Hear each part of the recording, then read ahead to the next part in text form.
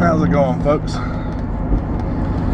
Well, hadn't put anything up in a while, so I figured I'd touch base with you and let you know how things are going. I've been working a little bit at a time on the stuff at home, but been kind of trying to focus mostly on work lately because we've got a bunch of stuff we're trying to cram into a really short period of time that need to be done. So I apologize that there haven't been any videos in 2 weeks, but that's pretty much the reason why. Life's getting in the way a little bit, but it happens.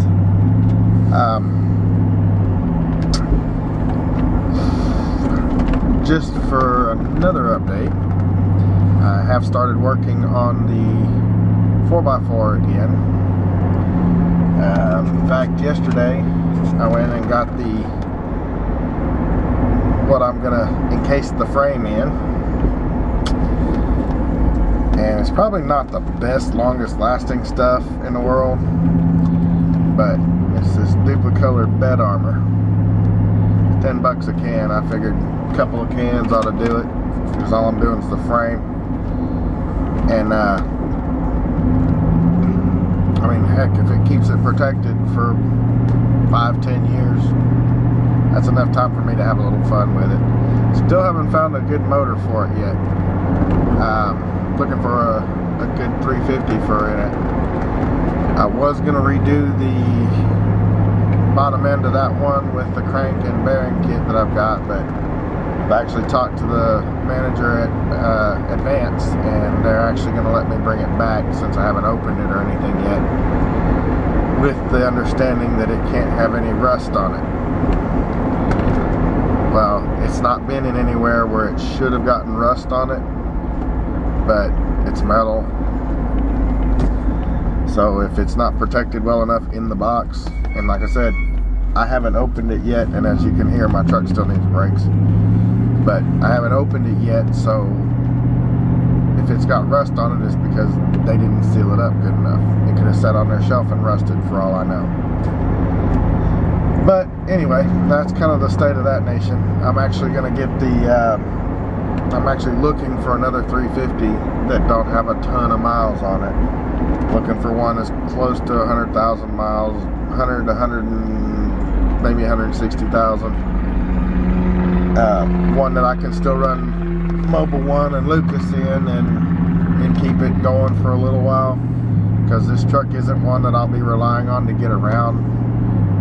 It's basically just going to be one that I'm going to use to play in.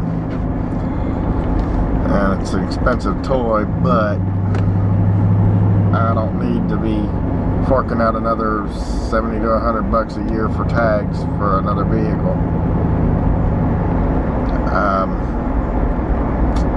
Getting ready to,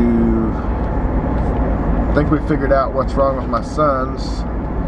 And Hurlbut, if you still watch, I believe the reason that the gap is open at the top of the door is because the bottom hinge is still pushed in. Went over to my neighbor's this past weekend and drove the truck over there basically and had him look at it. And the more we got to looking, the more we saw that the bottom hinge is pushed in about as much as the gap at the top of the door. So it only makes sense to me, and I could be wrong, but it only makes sense to me that that needs to come back out flush again, and then the door should line up properly. Now, it's not going to be too hard to make that happen, but I've got to get my porta power and basically figure out what I can mount to winch that back out. I want to get one that pulls instead of just ones that push, because there's no way in the world you're going to get a porta power head of any kind up in that hole to push that back out.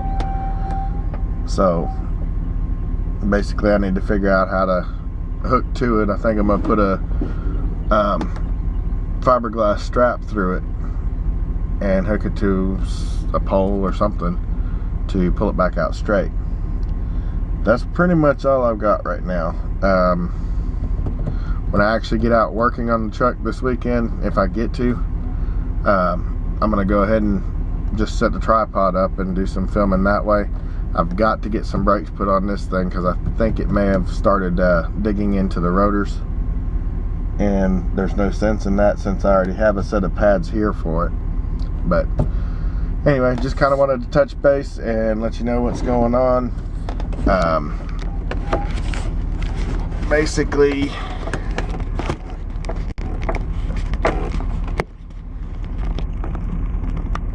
that one right there, I've determined after ruining 2 batteries on it that I actually do need the fuel pump for sure. Even though I was able to get it going and it ran for a whole weekend, it's the fuel pump. There's no two ways about it. It came back to life for a little while, but it's gone now. So I'm gonna have to get a fuel pump for that. And that one right there, I still just need to hook up the transmission lines and get the new fuel lines for it and figure out how I'm gonna hard mount those, because the little nipples that the hose slides on there just pops right back off as soon as you put pressure to it. So I've got to figure out something else for that, because the last thing I want somebody to go driving down the road in it and those lines pop off and it catch fire. But that's all I got for now. That's where kind of an update on everything. Thank you for watching. You guys have a great day, and I will talk to you soon.